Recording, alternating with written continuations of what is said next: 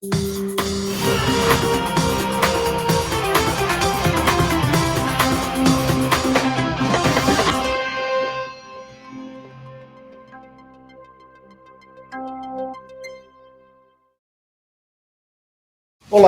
você já notou que quem assume a coragem e o compromisso de falar a verdade no veículo de comunicação acaba sofrendo ameaças, sendo atacado, seja um jornalista, seja um veículo de comunicação? É sobre isso que a gente quer falar com você. Não importa quem seja, se a pessoa assume o compromisso de apontar desigualdades, privilégios, injustiças, acaba sofrendo tentativas de ser silenciado. Vamos falar sobre isso na quinta-feira, dia 5 de setembro, às 8 da noite, aqui no ICL. Eu vou receber o Eduardo Moreira, a Juliana Dalpiva e o Leandro Demore, sempre na mira dos poderosos, que não gostam que a verdade emerja, porque a verdade, como conhecimento, liberta. Como diz Frei Beto, a informação compromete.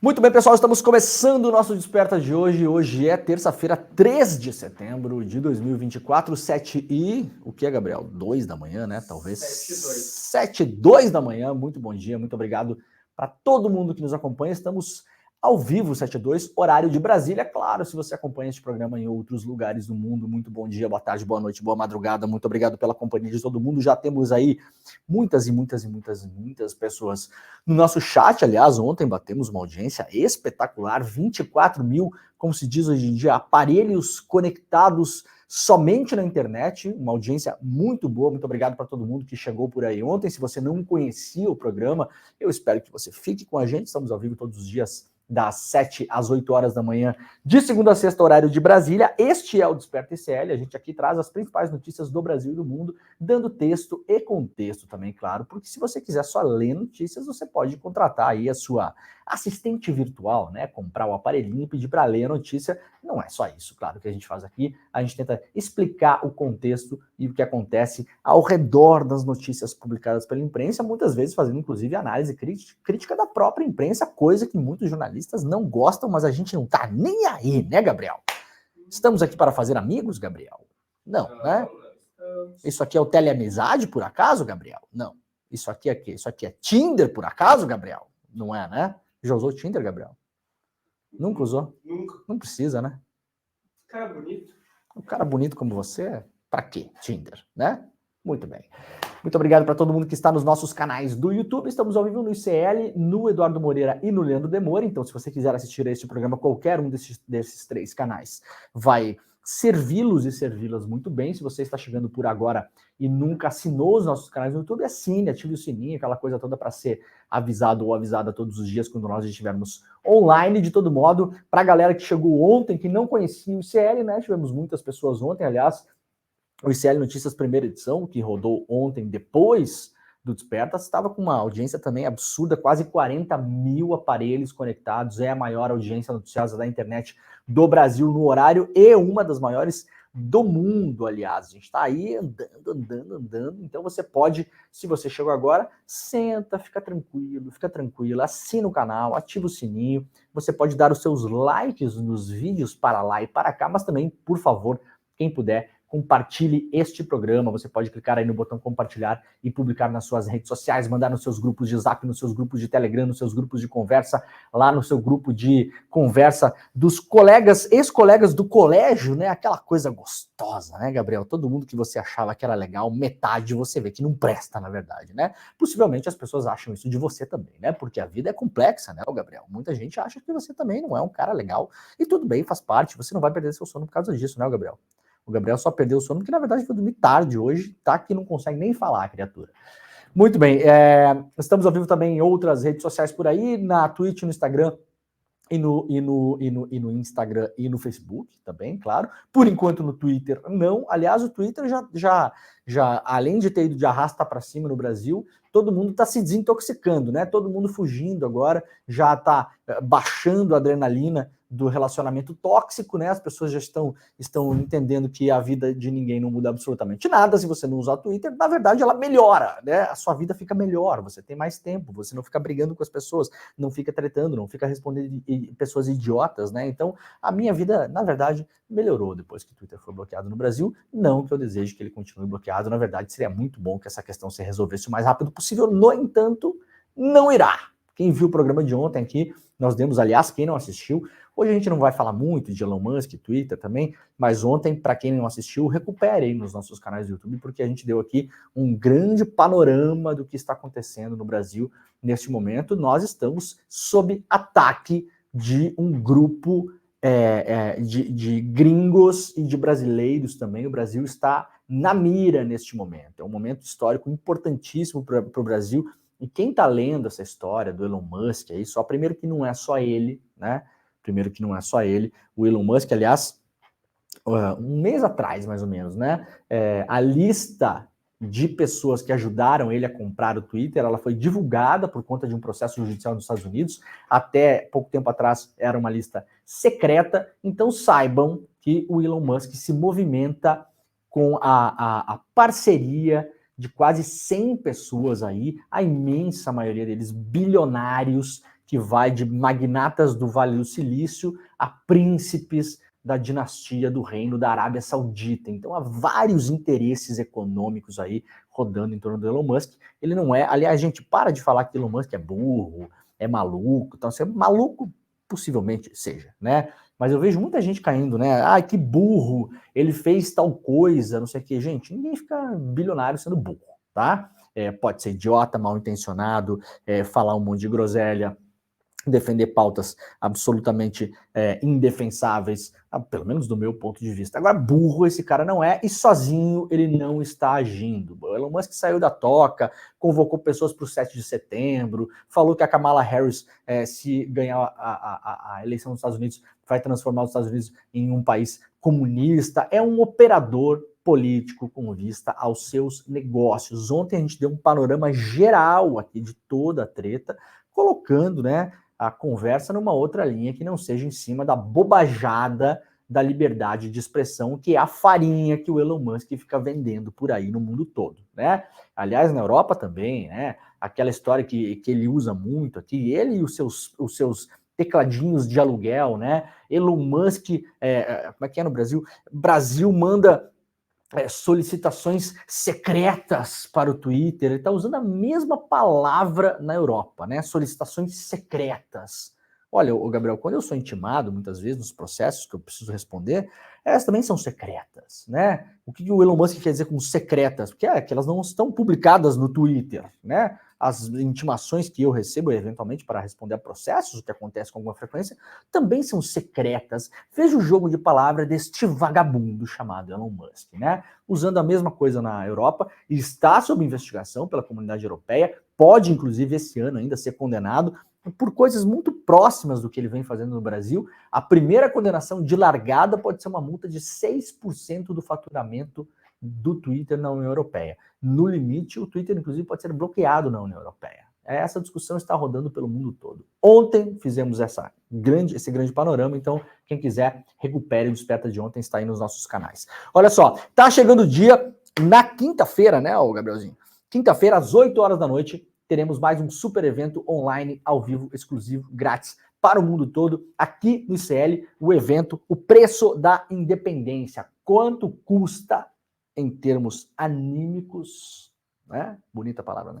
Em termos anímicos, você fazer jornalismo independente no Brasil, como a gente faz no ICL. Ah, mas Leandro, o que é independente? Independente que o ICL não é como o conglomerado Folha Wall, que pertence a um banco, não é como a revista Veja, que pertence a um outro banco, não é como o site lá do Infomoney, que pertence a um outro banco, né? E todo mundo já sabe que o território da imprensa brasileira foi comprado, foi cooptado por grandes bilionários que vão aí manuseando seus interesses conforme outros negócios que eles têm. Todo mundo sabe que o ICL não aceita patrocínio, nem público, nem privado, não temos nenhum anunciante, não temos nenhum banner, não temos dinheiro de lugar nenhum, a não ser da nossa imensa comunidade que ajuda a manter aqui o nosso jornalismo, e isso, claro, tem um custo pessoal, profissional, para muitos de nossos colegas. Eu vou estar junto lá no estúdio em São Paulo, na quinta-feira. O evento às 8 horas da noite será ao vivo. A gente vai mostrar a primeira parte de um documentário que a gente fez, uma série documental sobre independência jornalística, as ameaças, as pressões, os processos judiciais, as investigações ilegais promovidas pela ABIN paralela do senhor Bolsonaro. Não nos esqueçamos, né? Tá todo mundo com Elon Musk na cabeça aí. O Brasil passou por um período complicadinho aí nos últimos tempos. Esse senhor que é apoiado, inclusive, por esse bilionário golpista norte-americano. Tudo isso a gente vai tensionar os argumentos. A gente vai mostrar primeiro a primeiro capítulo da série documental. Depois vamos fazer um super papo nesse dia da independência jornalística, dia 5, quinta-feira, às 8 horas da noite. Estarei lá com Roberta Garcia, Chico Pinheiro, Edu Moreira e a Juliana Dalpiva. Para participar deste evento, basta fazer sua inscrição. É só colocar o seu e-mail lá em despertaicl.com.br, despertaicl.com.br, coloca o seu e-mail, clica em garantir vaga e tá feito. Não precisa fazer cadastro, nem coisa nenhuma. É colocar o e-mail porque nós vamos avisar as pessoas por e-mail, né? Um pouco antes, a gente manda o link para todo mundo poder tá ligado e tá ligada e compartilhar e estar com a gente na quinta-feira, às 8 horas da noite, tá bom? despertaicl.com.br, tá chegando o dia, daqui a pouco vamos pegar mais um avião, né? Eu já tô voando mais que o dono da Gol, né? Fala, Gabriel, o que você precisa de mim? Só dá uma arrumadinha no microfone. Tá batendo aqui isso aqui? Tá batendo. Muito Ele bem. descolou um pouquinho. Bota aí. Parará. Aqui, como diria o Faustão, quem sabe faz ao vivo, né, o Gabriel? Uhum. O Gabriel tá fazendo uma cirurgia praticamente aqui. Fomos? Beleza. Vamos. Aí, garoto. Muito bem. Vamos lá então, rapaziada. Com onda de calor, 17 capitais devem ter máximas acima dos 30 graus nesta terça-feira. Portanto, preparem-se porque o dia vai ser, de fato, quente em vários lugares do país. Com uma forte onda de calor atuando sobre o Brasil, ao menos 17 capitais devem ter máxima acima dos 30 graus nessa terça-feira. Segundo o INMET, as capitais do Centro-Oeste são as que mais devem registrar as maiores marcas. De acordo com o meteorologista da Climatempo, Fábio Luengo, as máximas podem superar, inclusive, 40 graus em algumas cidades. O Centro-Oeste, especialmente o Mato Grosso, deve registrar mais de 40 graus. Estados como Rondônia, Tocantins, Goiás, Mato Grosso do Sul, Minas Gerais e São Paulo também devem se aproximar dos 40 graus. As capitais que devem atingir máxima acima dos 30 nessa terça, a lista toda está publicada lá no G1, né? Aqui, ó, Aracaju, Belém, Belo Horizonte, Boa Vista, Brasília, Campo Grande, Cuiabá, Goiânia, Macapá, Manaus, Palmas, Porto Velho, Rio Branco, Rio de Janeiro, São Luís, São Paulo e Teresina. Portanto, cuidado aí, estamos aí no inverno ainda, né, praticamente, mas cuidem-se se você estiver, inclusive, numa região que ainda esteja rolando queimadas, use máscara, se puder ficar em casa, fique em casa, e a recomendação é para que você feche a casa toda, né? Feche a janela, feche a porta, porque não é só a fumaça, é a fuligem também, depois ela entra na sua casa, se acumula nos móveis, nas roupas, em todos os lugares, a gente passa a mão naquilo sem ver, muitas vezes é imperceptível, leva a mão à boca, aos olhos, ao nariz, às orelhas, e aí pode ter problemas sérios no longo prazo, inclusive doenças cardiovasculares, por conta das queimadas.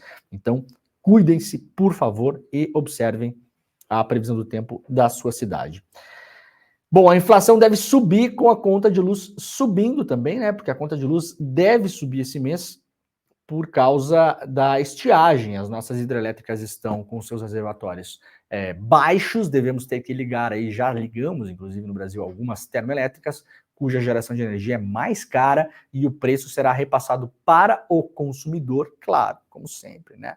Naquele esquema das bandeiras tarifárias, né? Esse mês a gente deve andar aí pela bandeira tarifária amarela.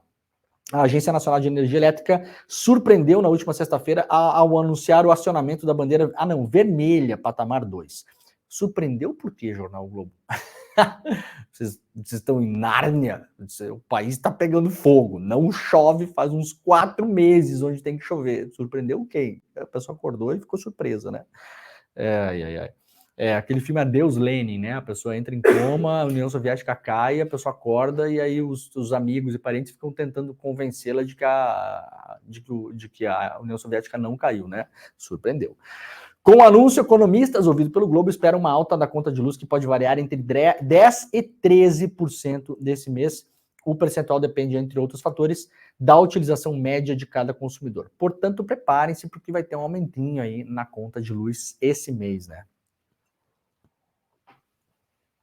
Justamente por conta dos efeitos da emergência climática, né?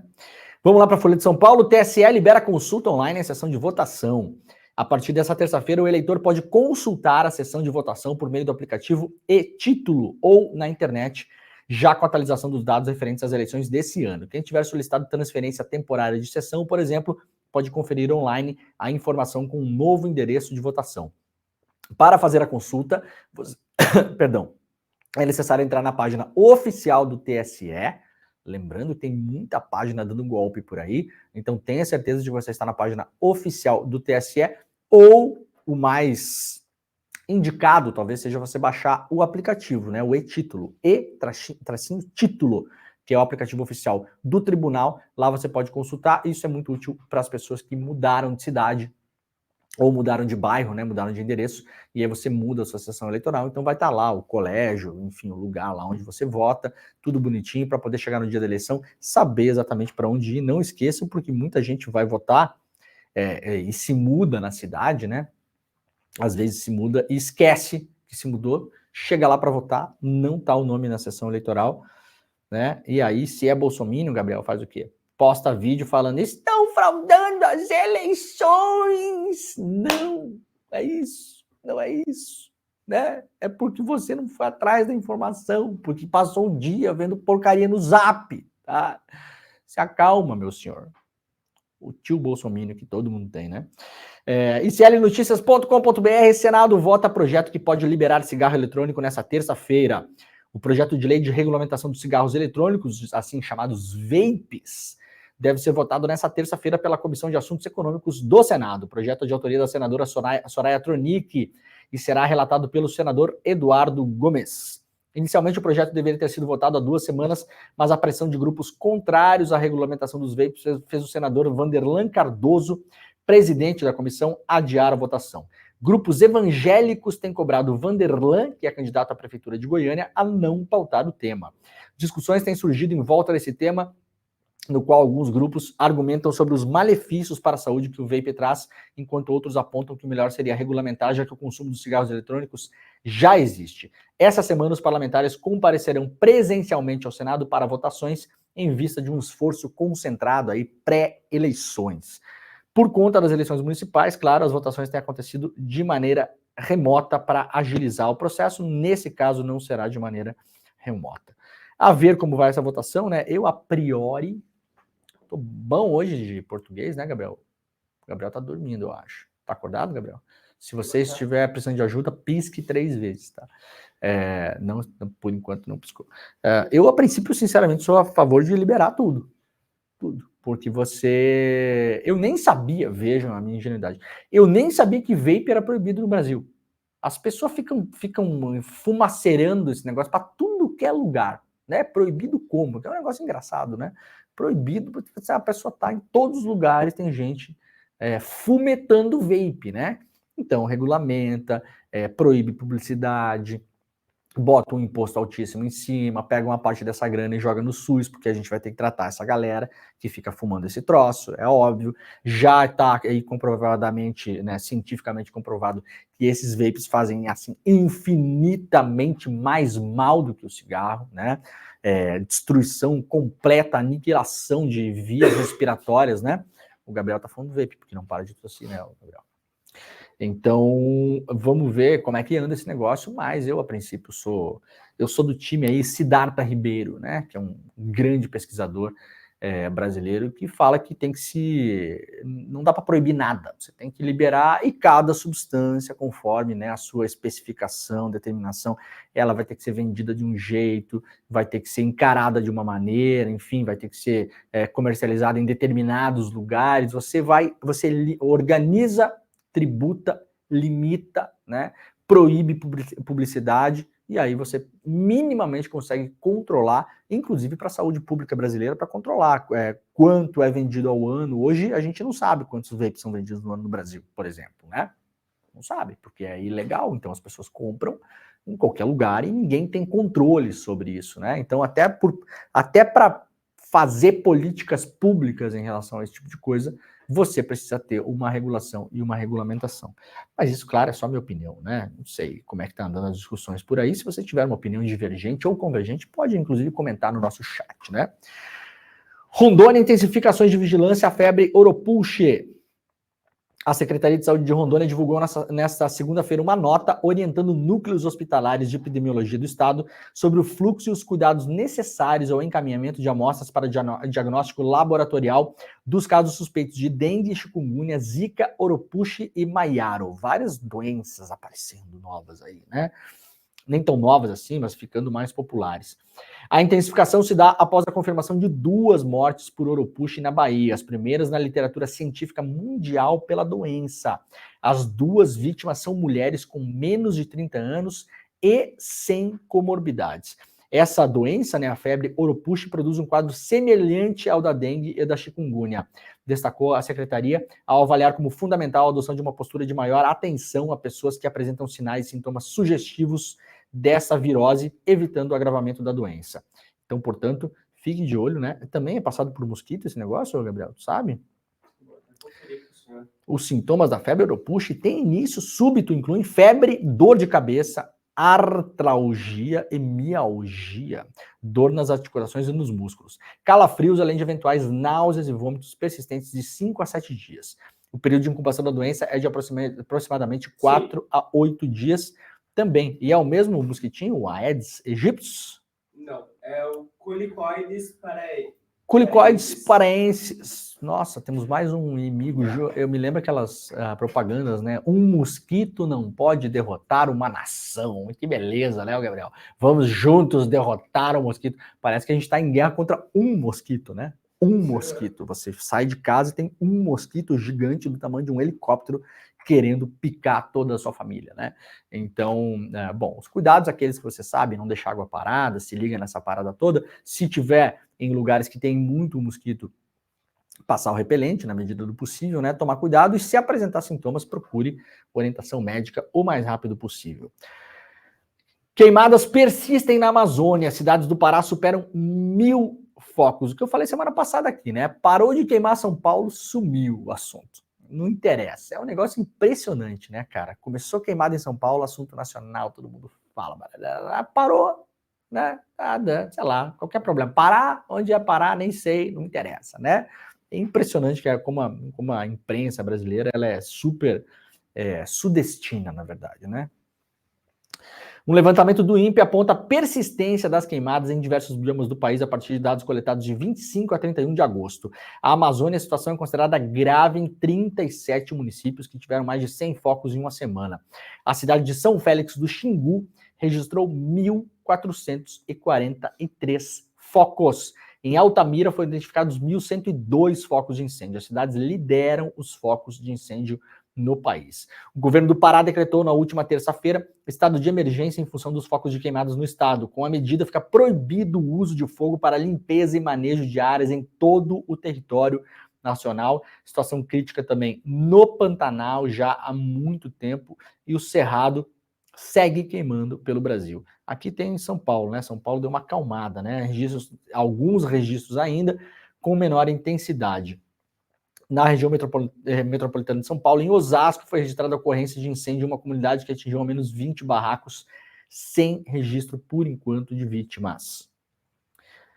Juventude do G20 cobra taxação progressiva contra desigualdades e cessar fogo em Gaza.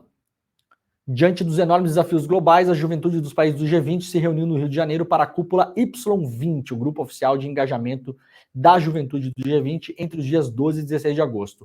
Como produto das discussões, foi aprovado em consenso um comunicado assinado na quinta-feira por todos os delegados do Y20 e que será entregue aos chefes de Estado do G20 que se reúnem no Brasil em novembro. Estiveram presentes durante a cúpula 145 delegados e convidados internacionais e cerca de 2.000 jovens brasileiros. Entre os pontos aprovados em consenso no documento estão a defesa de uma arquitetura fiscal que dispõe de uma taxação progressiva e de mecanismos mais firmes contra a evasão de divisas, ou seja, a boa e velha taxação progressiva para quem ganha cada vez mais, né? Então você ganha mais, ganha menos, paga menos. Isso é uma bandeira que está sendo levantada aí para que aconteça em todo o mundo, porque senão você aplica num país, a pessoa que tem muita grana vai para o outro, monta empresa no outro, quem tem muito dinheiro tem condições de contratar contador e advogado e representante, e vai movimentando a sua riqueza pelo mundo. A criação de um fundo para a juventude, projeto para lidar com uma série de desafios enfrentados por jovens em todo o mundo, a implementação imediata do cessar-fogo na faixa de Gaza e a criação de mecanismos que regulamentem a inteligência artificial. Toffoli manda prender condenados pelo incêndio da Boate Kiss, uma reviravolta importantíssima ontem nesse caso, né?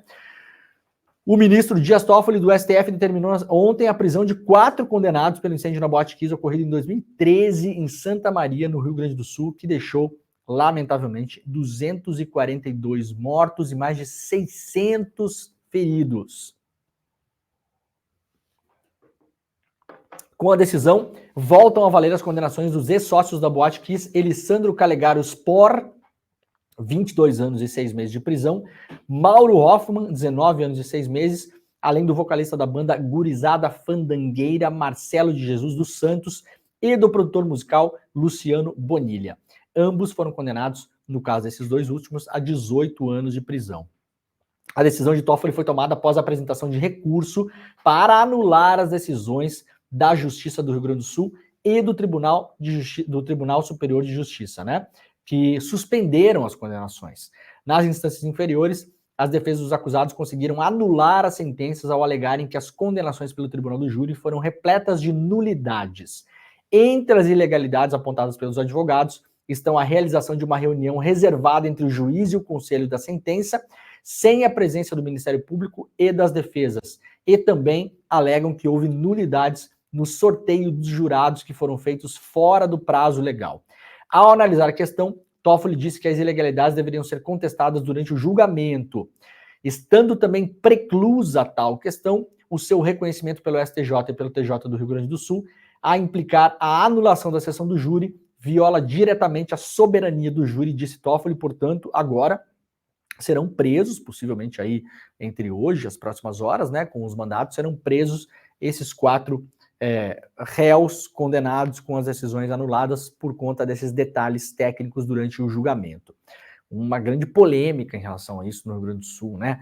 Juristas de vários lados defendendo uma coisa e outra, e enquanto isso, as famílias das vítimas da Boate Kiss e as pessoas também que conseguiram escapar lá, várias pessoas com sequelas gravíssimas até hoje, ali no meio, esperando justiça, enquanto isso não se desenrola, desde 2013, né? Estamos em 2024, portanto, 11 anos. 11 anos.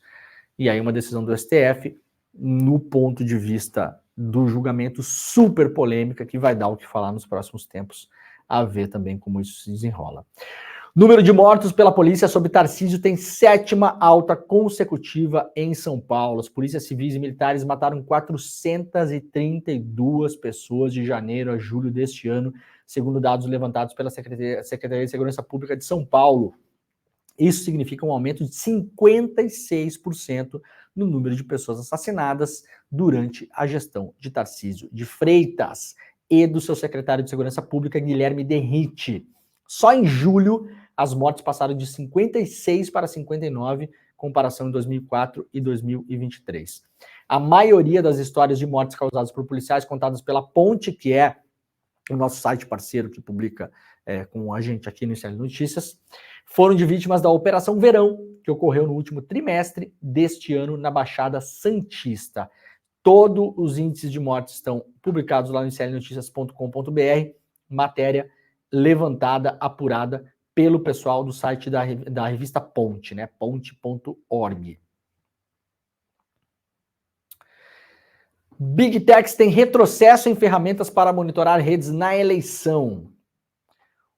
Estamos lá na Folha de São Paulo, o cenário para a pesquisa das narrativas que circulam nas redes sociais para as eleições brasileiras, a partir de ferramentas disponibilizadas pelas próprias plataformas, tem retrocessos e ausência de avanço em comparação com o último pleito. De um lado, mudanças na Meta, dona do Facebook e Instagram, tornaram o acesso mais restrito, e o mesmo havia ocorrido antes no Twitter do Elon Musk, agora bloqueado no Brasil. De outro, plataformas que vêm ganhando espaço nos últimos anos, como TikTok e Kawaii, seguem sem oferecer ferramentas para monitoramento ou coleta dos seus dados. YouTube e Telegram, por sua vez, são apontados como os dois casos sem piora ou melhora de relevo nesse quesito. As plataformas criaram, ao longo dos anos, algumas ferramentas para se monitorar as ferramentas. Por exemplo, se o candidato está fazendo um anúncio no Facebook, né? Você é bombardeado ali com um anúncio e, eventualmente, aquele anúncio pode ser ilegal. Tem várias condições aí para tornar um anúncio ilegal. Esse ano, por exemplo, não pode usar inteligência artificial, né? Você, obviamente, não pode espalhar mentira com anúncio, que acontece muito. O Tribunal Superior Eleitoral no Brasil vem tentando conversar com as plataformas para melhorar esse cenário, mas, segundo o levantamento da Folha, algumas ferramentas retrocederam e outras não avançaram. Então, seguimos no Brasil. Toda essa quizumba toda, você sabe, né? Cansei de falar sobre isso aqui. O Brasil se negou a aprovar uma regulação das redes sociais. Se negou. PL 2630. Quem acompanha o programa há mais tempo aqui sabe o quanto eu já falei desse negócio. Talvez é o projeto de lei que eu mais bati aqui. Não votamos. Portanto, estamos em descompasso com vários países democráticos do mundo que aprovaram regulação das redes sociais. Gritaria de um lado e de outro. E vai censurar.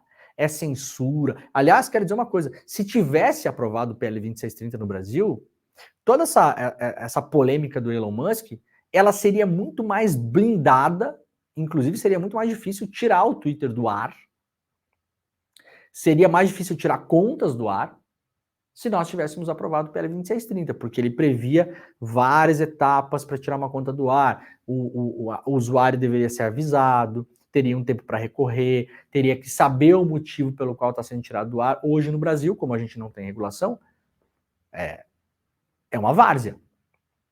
Não só por parte do judiciário, por parte das próprias plataformas.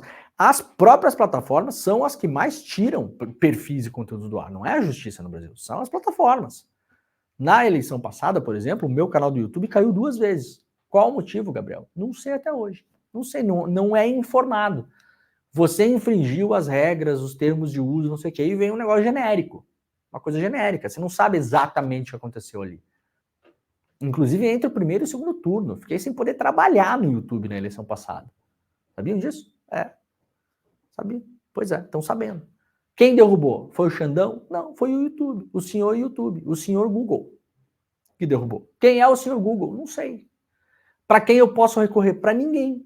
Tem lá um negócio para recorrer que é meio automático. Você faz lá, clica 3 botãozinhos, aperta vai e segura na mão de Deus.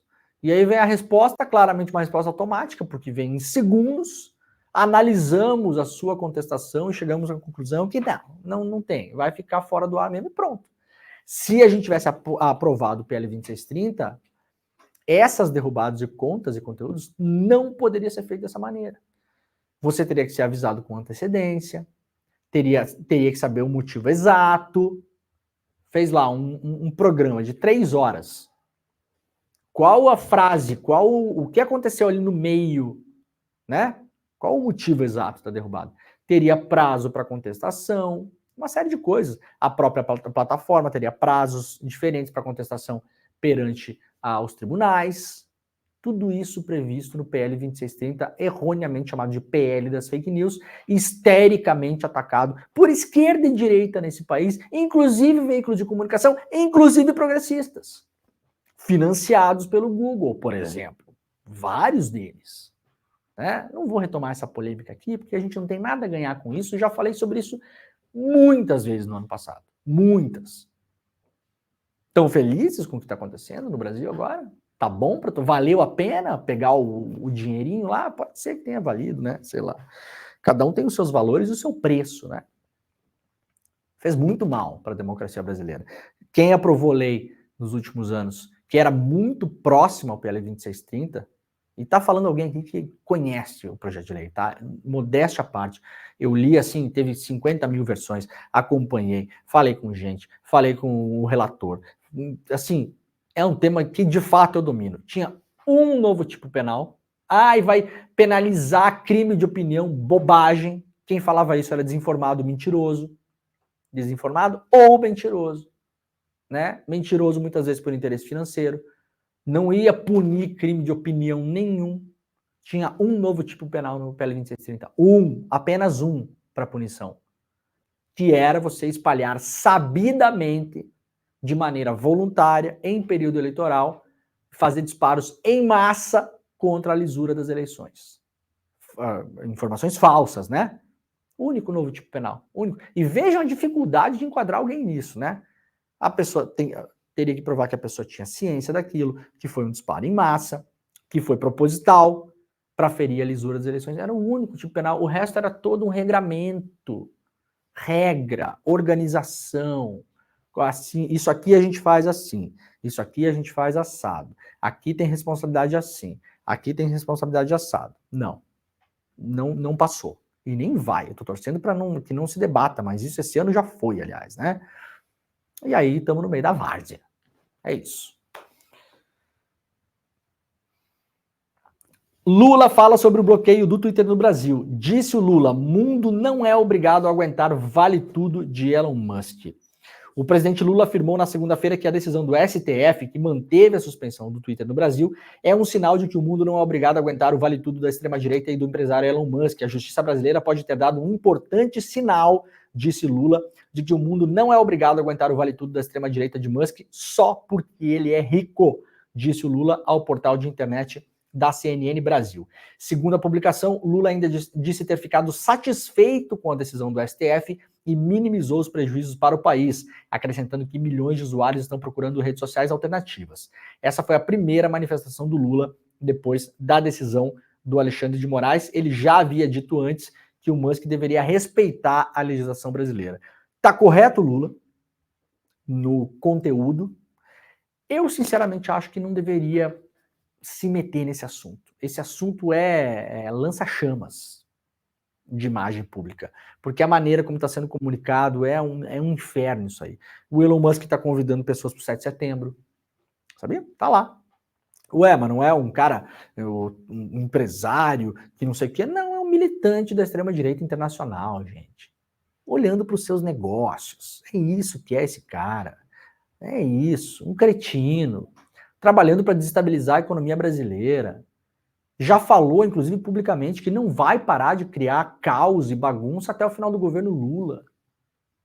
Então é contra o governo Lula. Não tem nada a ver com liberdade de expressão, com STF, com legislação, nem nada. Está criando caos de modo proposital, dito por ele mesmo. Postou, aliás, ontem no Twitter, uma foto de uma manifestação bolsonarista do ano passado, como se fosse ontem. Colocando uma coisa tipo assim, é assim que as pessoas estão reagindo aos abusos, né, do Xandão, sei lá o que, eu não lembro a frase, mas postou dando a entender. Você imagina pro público gringo lá, que não sabe nem onde fica o Brasil, tá? E não é demérito algum pra gente aqui, porque a gente também não sabe onde é que fica um monte de coisa. Sabe onde é que fica as Filipinas, Gabriel? As Filipinas. É, não vale dizer na Ásia, porque na Ásia fica metade do mundo, né? Na Ásia. Sim, na Ásia fica metade do mundo. É óbvio, né? Sabe onde é que fica a Argentina? Na América Latina. Não vale, né? Então também não tem problema. Lá fora as pessoas se informam sobre o Brasil de maneira muito reduzida, gente. Chega assim a redução da redução da redução da redução. Aí o cara posta na rede social na qual ele é dono, claramente vai lá e aperta todos os botõezinhos para distribuir para todo mundo, porque ficamos refém do algoritmo nós, não ele, né? Notem, todas as coisas são postadas pelos pistoleiros de aluguel do Elon Musk no Twitter tem mais alcance do que o resto. Não é por acaso, óbvio. Óbvio que não é. O cara vai lá e manda os técnicos, não, isso aqui não tem algoritmo, isso aqui entrega para todo mundo. Botando uma foto de manifestação como se o Brasil estivesse nas ruas contra a ditadura do Xandão. E falou que não vai parar de fazer isso enquanto durar o governo Lula. Então claramente um ataque ao governo, ao país, à soberania, à nossa economia. Nós estamos no meio de uma guerra. Estamos no meio de uma guerra. Quem analisa essa questão, assim, para o bem e para o mal, mesmo que seja para defender e tal, não sei o quê, somente sob o prisma da liberdade de expressão, está comprando farinha do Elon Musk. A chave de leitura não é essa. Já mostrei ontem aqui, inclusive. Aliás, o Jornal Nacional, aliás, tem muita gente assistindo Desperta, hein? Porque a gente fala as coisas de manhã aqui e os argumentos eles vão se espalhando ao longo do dia, né? Não, fico muito lisonjeado, inclusive. Que bom que eu consigo minimamente, né, aqui às 7 horas da manhã, já com os neurônios ativos, ajudar a, pelo menos, pautar a conversa e entender as chaves de leitura. Senão também a gente fica refém dessa cobertura, né, água morna da imprensa aí, que é a liberdade de expressão, não é liberdade de expressão. Mas a liberdade de expressão é absoluta. Mas não é absoluta. Mas tem que deixar os nazistas se manifestarem, porque assim a gente conhece a nossa sociedade. Não tem que... Bullshit. O papo não é esse. Nós estamos vivendo no Brasil agora um momento pré-1964. É esse o momento histórico. Falei sobre isso ontem, aqui e no ICL Notícias, primeira edição. Nós temos que entender os movimentos que estão sendo feitos neste momento agora contra o Brasil. Engendrados, o Elon Musk é, como diz nos Estados Unidos, já que estamos falando de um norte-americano, o Elon Musk é o poster boy. Eles chamam assim lá, né? Poster boy. O que é isso? É o cara que aparece na foto. É só isso. É o rosto do pôster. Um cara que pagou bilhões e bilhões e bilhões de dólares pelo Twitter, com uma capacidade econômica, inclusive, de fechar a empresa que tinha ações cotadas na bolsa, que é um movimento não muito comum, né? O Twitter sempre foi uma empresa que sofreu para conseguir fechar contas no azul. Então a bolsa de valores era muito importante, porque ali você capta dinheiro, né? Fica rodando com o dinheiro dos outros. Agora sabe-se que tem mais de 100 pessoas que botaram dinheiro nessa operação junto com ele, inclusive bancos, que vai de magnatas do Vale do Silício, apoiadores de primeira ordem da extrema-direita no mundo todo, ao príncipe da dinastia da Arábia Saudita, que botou bilhões no Twitter, botou bilhões numa outra startup lá do Elon Musk de inteligência artificial. O mosaico de interesses nesse negócio aí, gente, não tem nada que ver com liberdade de expressão.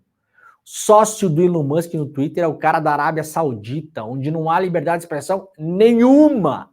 Muito pelo contrário.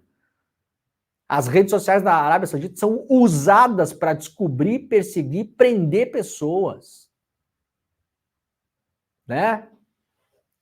Agora, eu acho que o governo tinha que se manter afastado disso. Sabe por quê? Porque a ideia dessa gente ruim é justamente colar no governo Lula as decisões. E pintar o governo Lula como um governo ditatorial lá fora. Comparar o Lula ao Maduro. Essa é a ideia dessa gente. E aí, se o governo se manifesta, reforça a ideia de que o governo que controla o STF, e aí a notícia sai lá fora, ninguém vai ver, gente, o que é STF, governo e tal. Se eu trago para vocês aqui que é, por exemplo, Turquia, né? Turquia manda bloquear 50 perfis de opositores curdos no Twitter.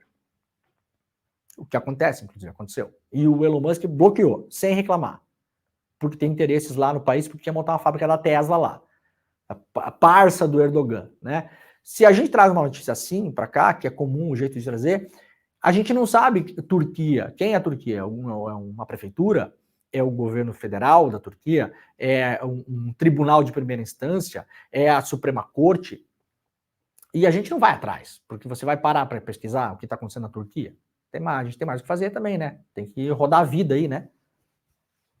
Entenderam? Então a maneira como é divulgado lá fora, muitas vezes ela é perigosa porque a imprensa internacional tá levando bem essa história, pelo que eu tenho acompanhado, né? O Musk é um cara que não tem moral nenhuma, então também ninguém acredita nas coisas que ele fala, então ninguém acredita na imprensa, a grande imprensa global aí, Washington Post, New York Times, The Guardian, Corriere della Sera, La Stampa, Le Monde Diplomatique, El País, Telegraph e tal.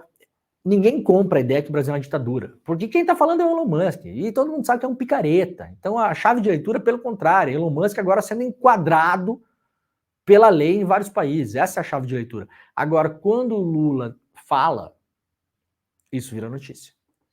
E aí começa a virar o barco para o entendimento de que a censura, entre aspas, vem do governo.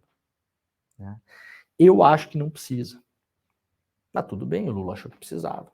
Tudo certo. Deixa eu puxar uma coisa aqui, peraí. Aqui.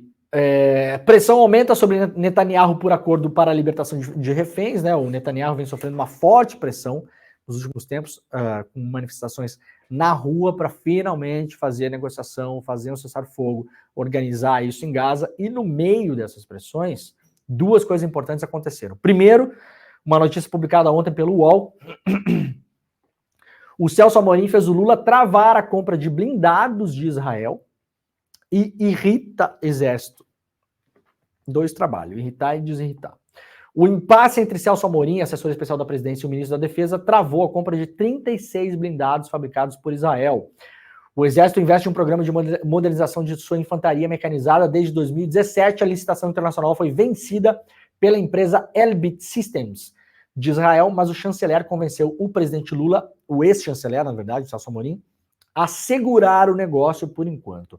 Amorim usou as críticas que o primeiro-ministro israelense Benjamin Netanyahu fez ao presidente brasileiro.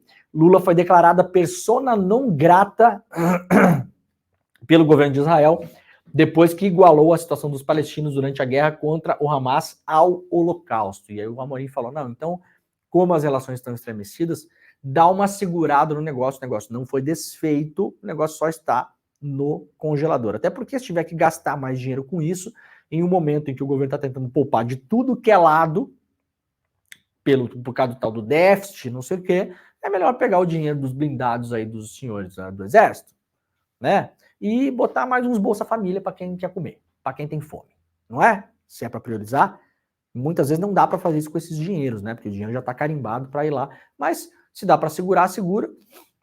Fica o dinheiro carimbado, mas não vira gasto efetivo, não ajuda no déficit, ajuda em tudo que é coisa, né? Tudo que é lado. E aí, essa notícia sai no mesmo tempo em que o Reino Unido suspendeu a licença de 30 exportadores de armas para Israel. O Ministério das Relações Exteriores do Reino Unido, que acabou de assumir, né? Vitória do Keir Starmer, 2 meses atrás, mais ou menos, é isso, né? Já passou, o tempo passa, a gente nem vê, né? O novo governo, então, o governo trabalhista, que assumiu, venceu os conservadores, que estavam no poder já há muito tempo lá, na Grã-Bretanha, suspenderam o envio de armas para Israel. E isso está causando uma super polêmica lá no Reino Unido, né? Isso porque o governo falou que há claros riscos de violações de leis humanitárias caso essas exportações continuem. A Grã-Bretanha geralmente é uma parceira de primeira ordem de Israel e isso, como eu falei, é uma notícia de altíssimo impacto na União Europeia e principalmente, claro, no Reino Unido nesse momento. Então sofre um pouco mais de pressão aí o Netanyahu. Vamos voltar lá para a Folha de São Paulo, sempre lembrando, eu gosto de falar aqui, né, porque é importante a gente explicar. E muita gente não entende como notícia é feita e tudo bem, né? Tudo bem. Eu também não entendo como o iogurte é feito. Você sabe fazer iogurte, Gabriel? Não sabe, né? Minha avó sabe. A tua avó sabe? Então a gente pode ligar para ela. Mas não tem problema você não entender como as coisas são feitas, né? Porque cada área tem a sua técnica, né? Então, notícia, né? Notícia, você sabe, né? Não é uma decisão da natureza, né? Não foi Deus que criou no 8º dia a notícia, né? Notícia é uma decisão humana, né, gente? Os acontecimentos estão aí, várias coisas acontecem ao nosso redor o tempo todo, mas nem tudo vira notícia. Então, notícia, primeiro, é uma escolha humana. Então, qualquer notícia já é editorializada.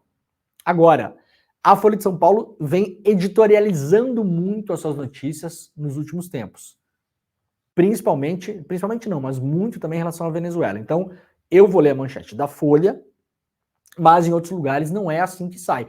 Inclusive, nem nos jornais dos Estados Unidos o Maduro é chamado de ditador, é chamado de autocrata, né? O New York Times e o Washington Post chamam o Maduro de autocrata. A Folha chama de ditador. A manchete é o seguinte: ditadura de Maduro manda prender Edmundo Gonzalez. A Justiça da Venezuela emitiu na segunda-feira uma ordem de prisão contra Edmundo Gonzalez, de 75 anos, o candidato que representou a coalizão opositora nas eleições, da qual Nicolás Maduro foi declarado vencedor. O pedido de prisão foi feito pelo Ministério Público, liderado pelo procurador-geral Tarek Saab, dias depois de Gonzalez ignorar pela terceira vez uma intimação da Justiça para que prestasse depoimento no escopo de uma investigação iniciada após opositores acusarem fraude no pleito. A audiência mais recente foi marcada para a última sexta-feira, quando a Venezuela sofreu um apagão em todo o país.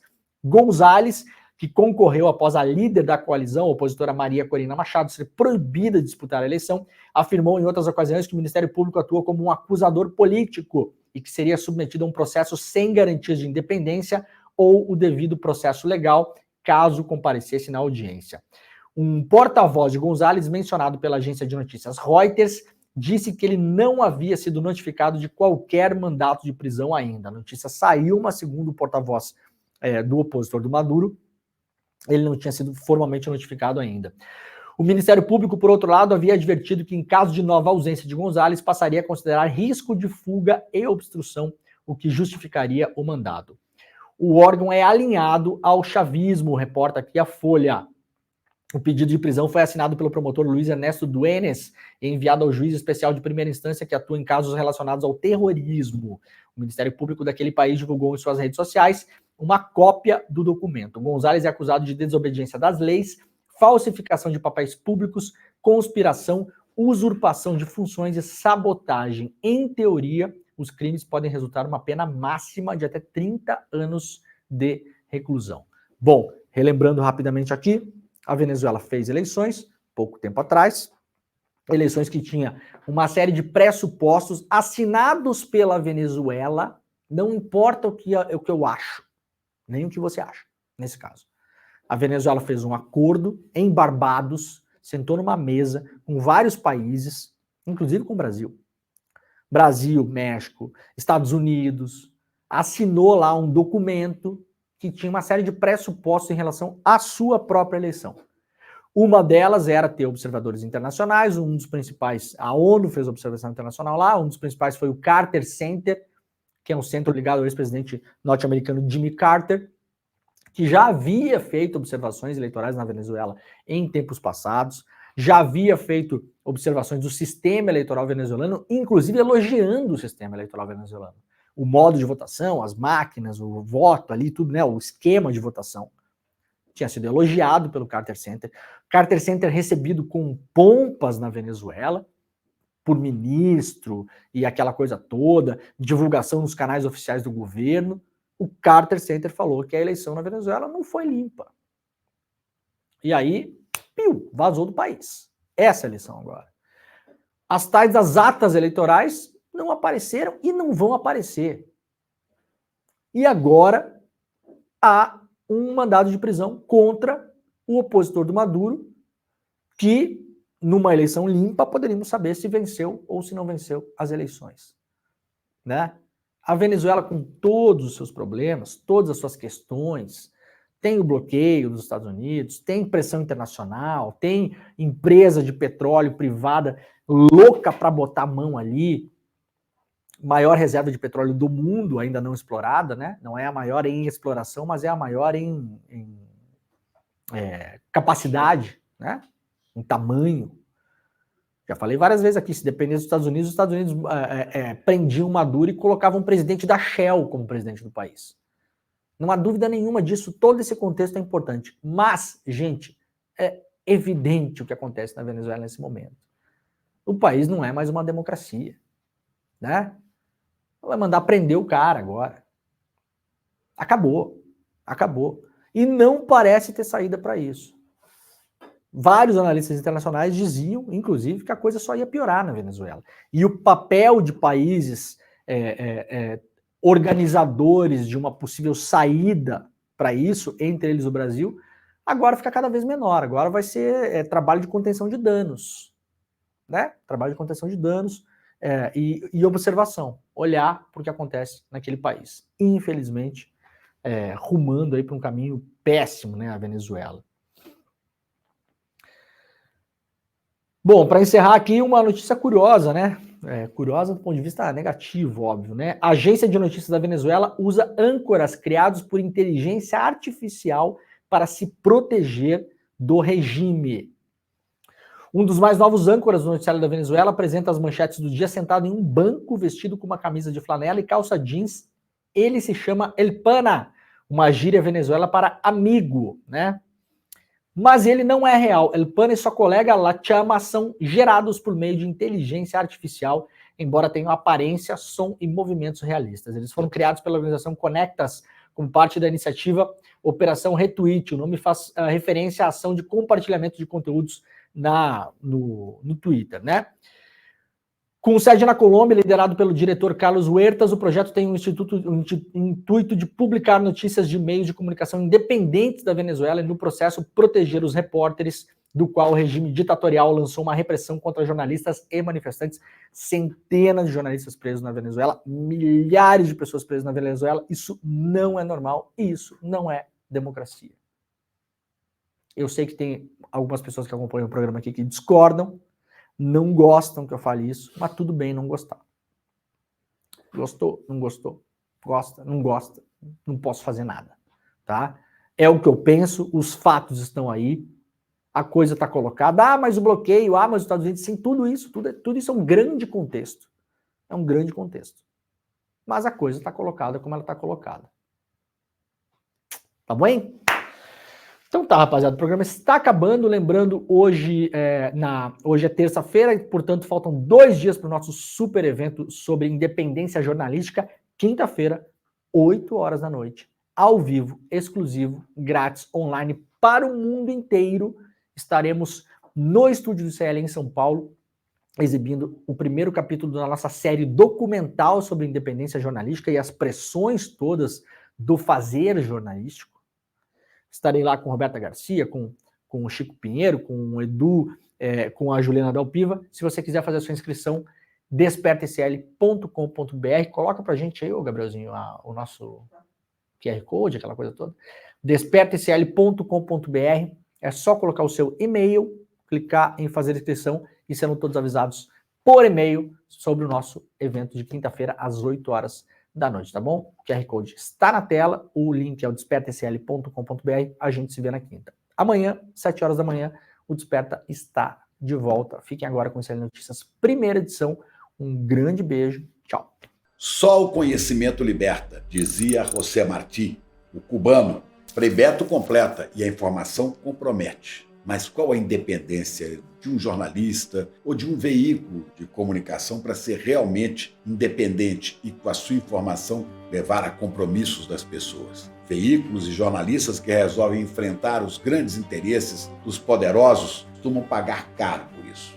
É sobre esse assunto que a gente quer conversar com você. Eu estarei aqui no ICL com Eduardo Moreira, com a Juliana Dalpiva e com o Leandro Demore para falar exatamente sobre isso. Nós vamos falar aqui de vários ataques e ameaças que nossos colegas sofrem quando resolvem assumir com liberdade o exercício do jornalismo. O ICL foi considerado, numa pesquisa da Escola Superior de Propaganda e Marketing, o veículo de jornalismo mais confiável no Brasil, à frente, inclusive, da grande mídia, à frente da TV Globo, da Globo News, de outros sites. É a importância do jornalismo livre que estamos fazendo, mas isso tem um preço. E nós queremos convidar você a estar conosco nesta conversa dia 5 de setembro, vai cair numa quinta-feira, às 8 da noite. Só conhecimento liberta.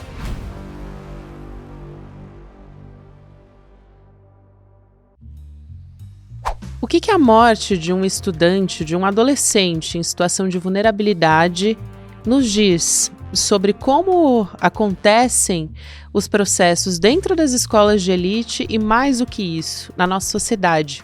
Eu conversei sobre esse assunto no Em Detalhes de hoje com a Vera Iaconelli, que é psicanalista, colunista da Folha de São Paulo. Ela falou sobre isso num artigo na Folha. É hoje, a partir das 10h30 da manhã, depois do ICL Notícias Primeira Edição. Te espero aqui no Em Detalhes.